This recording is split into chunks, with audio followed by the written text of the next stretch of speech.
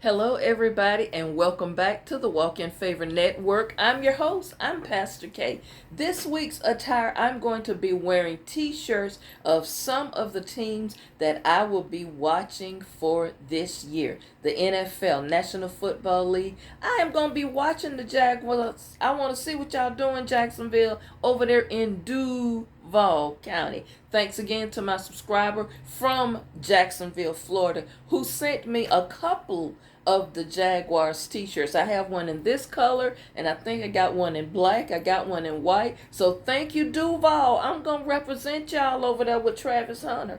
Y'all better do better than y'all did last season.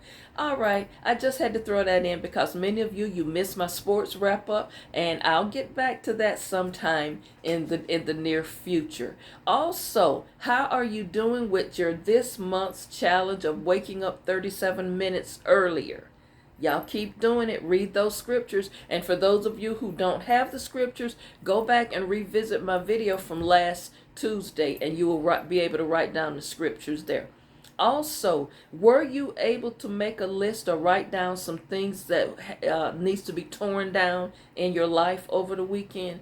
Don't forget to just take a few moments and do that, because once you write things down and you see it written down, you're like, yeah, I need to really work on this. So it's nothing wrong with helping yourself to improve. That's what life is about, improvement. Yes, I will answer this particular email from someone. Yeah, the headband is back. Sometime I'll do it just because some people will say, okay, no headband week. But you know what? For the most part, it's a headband week.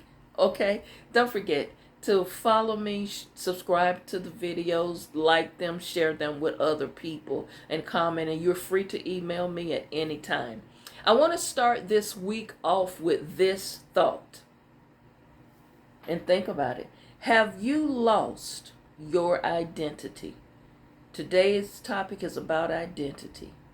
Have you lost your identity? Okay, just what am I talking about? When I say losing your identity, I mean you're not the same. Somewhere the old you got lost. You've become estranged. Things that you used to get excited about no longer excite you anymore. You've lost your passion. You've lost your zeal. And you're wondering, who am I now? This is what happens over time in life. When life starts lifing, when you start having the children, the marriage, the family, things start falling apart in your life, you're going through storms or seasons of dryness, you get lost in this. Now, I want to just use an illustration here so you can really get to the meat of what I'm talking about. In the Old Testament book of the Bible, there was a man of God named Ezekiel. Ezekiel chapter 37, verse 1 through 10. And I am sure most people who are church folks are familiar with the sermon's dry bones. I know. But I want to put a little spin on dry bones today to open this week up. In that story, and please feel free to go and read it at your leisure, the man of God, Ezekiel, is taken to a valley. And in this valley, there are bones scattered everywhere. You can clearly see what the author is trying to get across in here is that in this valley, a war had taken place. And there were soldiers, and many of them perished in that war. But bones were all over, scattered everywhere. And the bones were decayed and they were dry. And the Most High God asked Ezekiel, can these bones live? And the man of God responded, Lord, only you know. Now let me work with this for a minute, y'all. As I have preached this sermon, I've studied this scripture. Every time I get something new from it. And it bothered me. Why was it necessary for this particular story. And why do people love when the preachers get up and tell this story and preach this story and hype this story up and get into their cadence? Here is something that I discovered. The bones, those bones, they bothered me. It really bothered my spirit. What is it that we need to know from the bones? Y'all, the bones represented people. More importantly, people who were damaged, hurt, or injured, scattered. They were no longer recognized as the individuals they once were. Why is that, Pastor? Because they lacked an identity. No one was recognized in that valley as the person they used to be because they had lost their identity. Oh, I just spoke a word right there. Somebody should have said, "Fix it, woman of God." Could that be you? Could you be in a valley? I know he's a lily in the valley and bright and morning star. And I know if he has to reach way down, he will pick you up. But have you lost your identity? Are you in a dry place? Are you in a valley? Do you feel scattered? Do you feel broken? Do you feel damaged? Do you feel like I don't even know who I am? Things about me have died. Things inside of me have died. Dreams I had have perished in the wars I've been through, in the dry seasons I've experienced. I'm speaking to somebody right now. That valley in the book of Ezekiel represents you.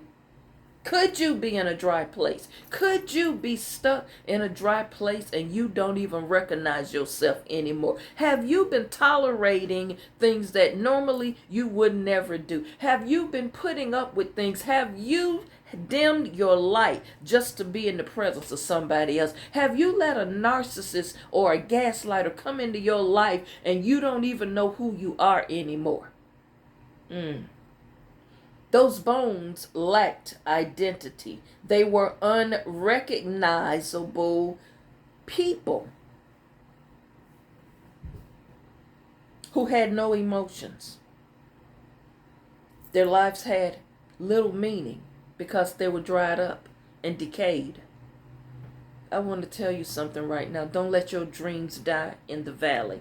Don't let your dreams and your visions die in the valley. I want you to remember that you have a purpose. You were created with life. You were created with human emotions. It's so many Christians walking around in the household of faith. They lack emotions. They don't have no expressions, no joy, no zeal, because somehow they don't recognize themselves anymore because of what has happened in their lives. They done been through the war zone. And I'm not talking about a natural war. I'm talking about emotional war, a physical, a spiritual war. You know how many people feel like every day of my life I got to fight. Every day of my life is a battle. It's a struggle until your identity is no more.